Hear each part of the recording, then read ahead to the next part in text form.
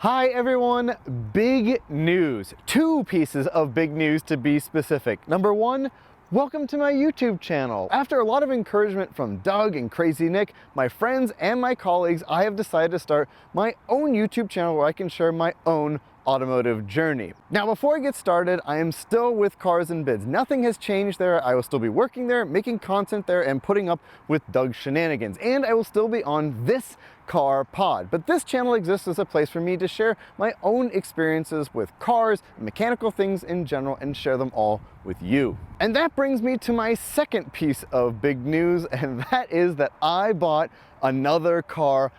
Finally, I recently purchased a 2007 Mercedes-Benz SL65 AMG, one of my all-time dream performance cars. And in today's video, you will join me for my journey as we go to pick up the car from Los Angeles, my initial thoughts on what the car is like to drive, and then we will talk about what I plan to do with it over the next 9 months. Well, today's the day. I'm at a train station, which is not something I normally do, but to go up to LA, this made perfect sense. So we're going up all the way to Los Angeles. I'm meeting the seller of the car and we're going to go see it for the first time. I'm so excited. I barely slept last night because I just can't believe this is happening. So let's get on the train. Let's head north to LA.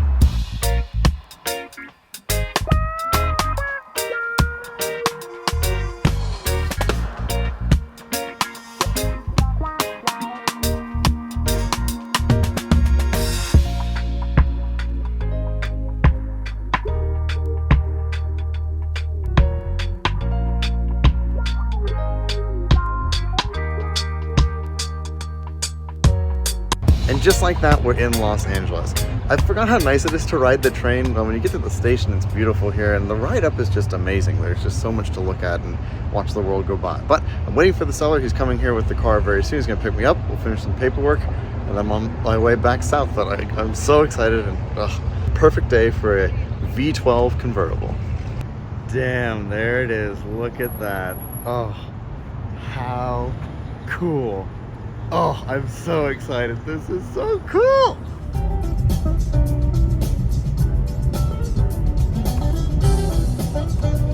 A couple hours later and we've made it to Crystal Cove. Now, this is one of my favorite places to come. Sit on the Adirondacks, check out the view, and get a sandwich.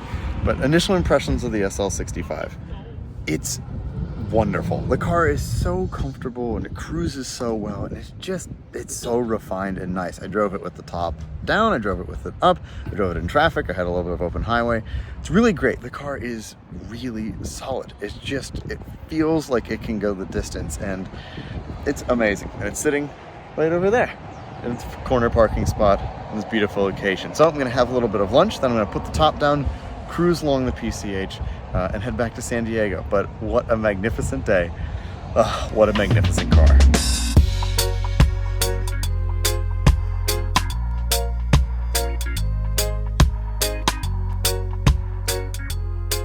And after a nice drive back from Los Angeles, here it is, my 2007 R230 SL65 AMG. So far, I absolutely love this car, and we'll get into the driving impressions in a minute, but I wanted to talk more about why I specifically wanted an R230 SL65. And here it is, the main reason I wanted this car in the first place. The Mercedes-Benz AMG M275 6-liter bi-turbo V12. Now that is a mouthful, but this engine is a masterpiece. Everybody has told me this engine is like a freight train or a jet turbine. It simply builds speed and then just takes off. And I have always wanted to experience this engine. My uncle has an R230 SL65 and he's had it for a really long time because he simply is addicted to the way this thing makes power, and it makes a lot of it. In stock form, this car makes 604 horsepower and 738 pound-feet of torque, but this car is not exactly stock. Although it's largely unmodified, it does have a Rentec tune, which allegedly brings horsepower up to 735 horsepower and 826 pound-feet of torque. Regardless, in stock form or slightly modified, That's a lot. I've always wanted to experience a car that basically you point down a road, you get on the throttle and hang on tight, and that is without question what the R230 SL65 is all about. Another reason I wanted to own this engine is that it's a V12, and I've always wanted to check off owning a V12 in my automotive history. The famed David E. Davis said that he firmly believed that anyone who was worth anything at all should own a V12 at some point in their life, and this car represented the perfect opportunity for me to experience V12 power. Last thing I have to say about this engine and why I'm so attracted to it is that, well, I love big engines and I just can't lie. I was also considering buying a Dodge Viper as a car to pair with my E39 M5, but honestly, this popped up and it was just so attractive to me. I've always been curious about this engine and wanted to know more about it. And well, these are the kind of cars that I like. My E39 M5 with its glorious S62 V8 displaces 4.94 liters, and it's a big lump of a V8, and I've always loved it for that. And so while this is very different, well, it's a big engine, it's up front, and I love that. Another reason I had to own this car is its interior. Now, I'm 30 years old. I was born in 1995, and growing up, I remember the R230 best as being the SL of my generation. When I was becoming sentient, this was the generation of SL that was around. And I remember this interior so well. There are so many of these in my hometown, not 65 specifically, but R230s, and I remember seeing this interior everywhere, and I'm very familiar with it. In the SL65, however, this interior is so much nicer than most SLs because everything, and I do mean everything, is covered in leather. It's this beautiful Napa grain leather, and it just looks and feels amazing. And what isn't covered in leather, well, is covered in Alcantara. The entire headliner and the A-pillars, everything is covered in Alcantara, and it has this beautiful stitch line that runs across the top, and it's just a really fine detail to me that really makes this car stand out. And well, again, that makes sense, as this was the range-topping SL of the time. Of course, there are some charms in here too. For instance, the navigation display. As you would expect, it's incredibly dated in this car.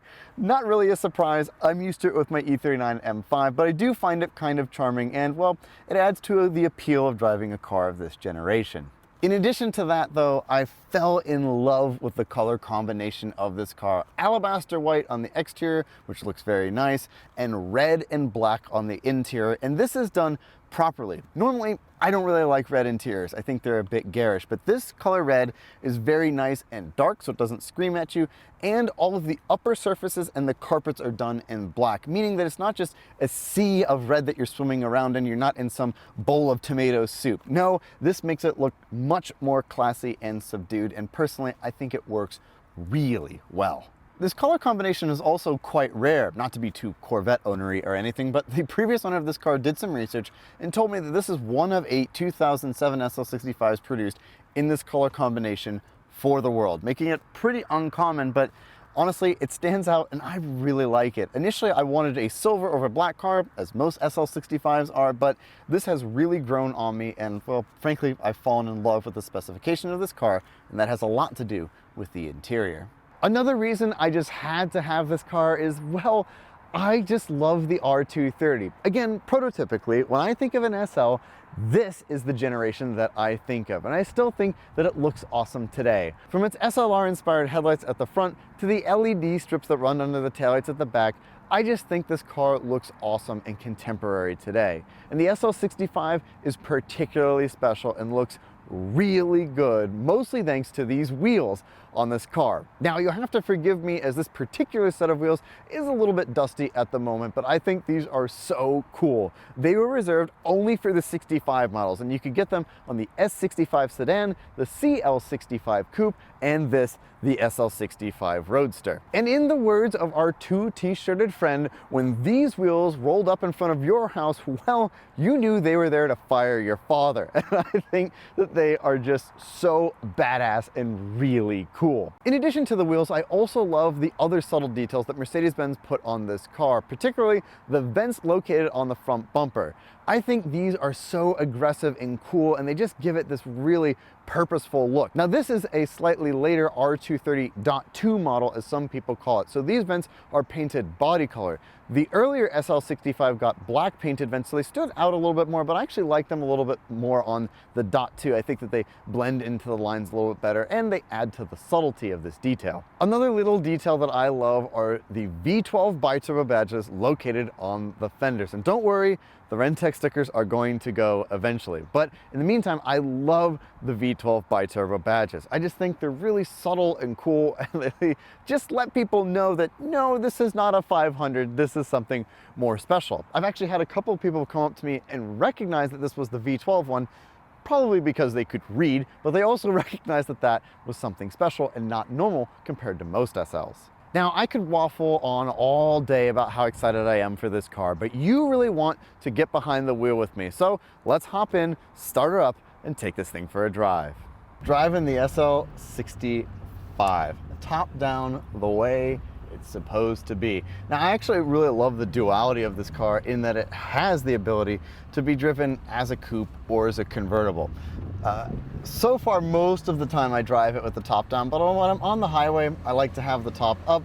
Just makes it a little bit more comfortable and quiet, and I certainly like that. I'm gonna put the windows up. I normally don't do this, but just for audio reasons, I'm going to do exactly that. Now, my initial impressions of this car is that, well, it's incredibly easy to use. I guess that's not a surprise, ultimately. The R230 is an SL at the end of the day. It's no more difficult to use than any other SL. You get in, it's an automatic, which this is the first automatic car I've ever owned. I've only owned manuals up until this point. So it's a different thing for me. On the topic of the transmission, it's not the greatest, but it's not the worst either. I actually think it's paired pretty well to this car because honestly, AMG cars are the kind of ones that you just kind of point and go. And I have to say, it kind of seems to learn how I drive. If I'm really planting my foot a lot, it seems to shift a little bit quicker, hold on to the gears a little bit longer. And if I'm not doing that, it's okay. Would I prefer that this car were a manual? I actually don't think so. I think the point of this car is you kind of just cruise along and you eventually bury your foot deep in the carpet of this thing and you chew through a lot of gas. I've burned through almost 16 gallons today. I went on a nice long drive with it, and thing drinks like an alcoholic, if we're honest. But honestly, the transmission is not a huge gripe for me. I just think that it fits the kind of car that this is, a nice, comfortable Grand Touring car. But then, of course, you get the surprise of that engine, and the engine is... it's intense. This car just builds and builds and builds. It's not a V12 that whacks you in the face like a Ferrari V12 or something like that. No, this car builds power like a jet engine, and it just whoosh, it just takes off, and you hold on and you just go, whoa. I've never experienced a car that can overtake like this one can. Now, that said, I'm very cautious about how I use the power, honestly. It just makes a lot of it, and so I am very aware that I constantly have access to it. And so I don't really use I don't roll on in first gear, for instance. It just can't put the power down. It just spins the tires, the traction control freaks out, and it doesn't really do much. I've also been told you can't really turn the traction control off with this car. It's always on, which kind of neither here nor there, I think, ultimately. Once it does hook up in second gear, usually, my God, it's like detonating a weapon. And you have a second to brace for it as the turbo spool, because it is a pretty large displacement engine. But once they are awake, you had better be too, because it just hauls off down the road. So wait, second gear, now I can go. Well, and even then, even then it struggles a little bit. A couple of corrections of the steering wheel there to keep her on the straight and narrow. But, you know, everybody described this car to me as being like a German Viper. I don't think that's the case. I like the phrase velvet sledgehammer a little bit more, because the car is so refined, and there's nothing refined about any generation of Viper, really. So the engine I'm in love with. So far, it lives up to my expectations of what this engine was about, which is outright torque. And I'm just in love. The M275 is a masterpiece as far as I'm concerned. But paired to that is one of my favorite parts of this car that I feel is a little bit underrated, and that would be its brakes. Because when you build up to speed, oh my God, you need to be able to slow back down. And these things are massive and incredibly effective. I've actually found in some cases a little bit too effective. I find that they can kind of lock up if you're not careful. Yeah, paired to this engine, it makes sense why this car has just gargantuan brakes. Some dislikes I don't like about the initial driving impression would be the steering. It's very vague, but nonetheless, this car again is just about cruising, so it doesn't bother me that much. But I wish the steering were a little bit better. But again, just kind of what this car is, and it's this generation of car, so that's just kind of the way that it is. Another thing I wish were a little bit more pronounced is the sound, because even going like under a tunnel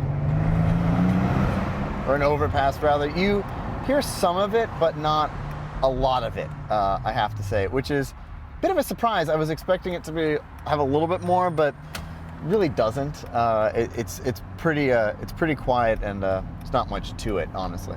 All right, here we're getting on a highway.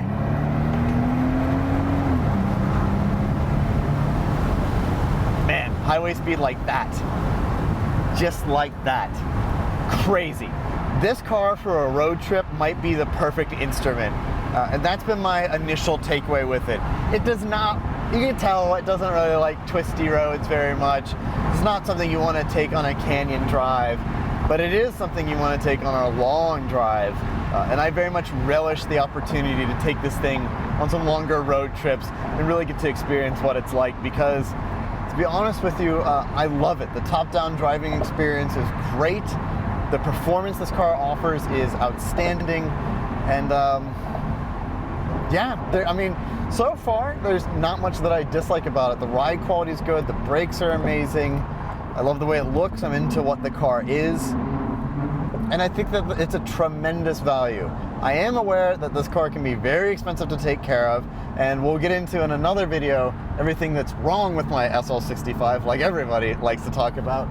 But so far, my initial impressions of this car are that it's what I was expecting it to be, and I can't wait to get to experience it some more. And so I'm gonna pull over, put up the roof, and talk to you a little bit more about what I plan to do with this SL65.